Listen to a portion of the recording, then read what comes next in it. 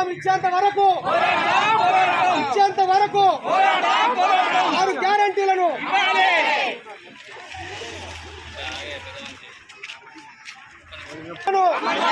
6 గ్యారెంటీలను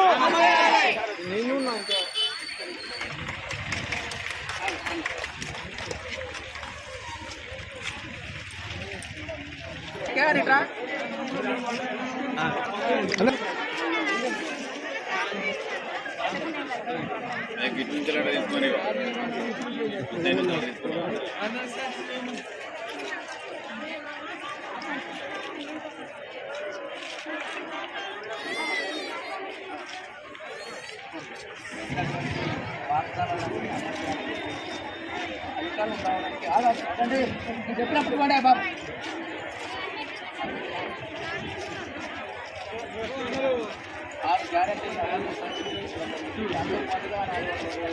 హామీలు కూడా ఇవ్వడం జరిగింది.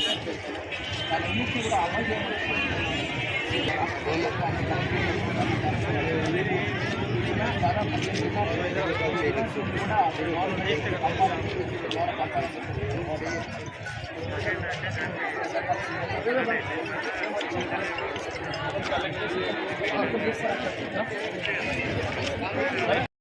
కూడా నేను నా ప్రభుత్వం అధికారంలోకి వస్తే 2016 రూపాయల జీవన భృతి ఇస్తామని చెప్పేసి ప్రకటించాడు. 2000 జీవన భృతి కూడా 2014లో ఎంతమందికి అయితే ఇచ్చిండో అంతమందికి అమలు చేసిండు.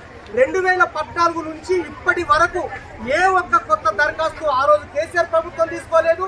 ఇప్పుడు ఇచ్చినటువంటి కాంగ్రెస్ ప్రభుత్వము అధికారంలోకి వస్తే నేను 6 గ్యారెంటీలు అమలు చేస్తా, బీడీ కార్మికులకు చేయూత పథకం కింద 4000 రూపాయల జీవన భృతి ఇచ్చి ఆదుకుంటానని చెప్పేసి మనకు హామీ ఇచ్చిండు.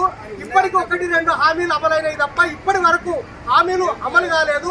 ఆ రోజు కేసీఆర్ మోచేతుకు బెల్లం పెట్టి సర్కార్ను చూపించాడు. ఇప్పుడు కూడా రేవంత్ రెడ్డి ప్రజాపాలనలో 6 గ్యారెంటీల దరఖాస్తులు తీసుకొని ఉన్నాడు. కానీ ఇప్పటి వరకు సీతక్క మాట్లాడుతుంది, బట్టి విక్రమార్క మాట్లాడుతున్నారు మేము పెన్షన్ స్టార్ట్ చేస్తామని. ఇప్పటి వరకు డేట్ ప్రకటించలేదు.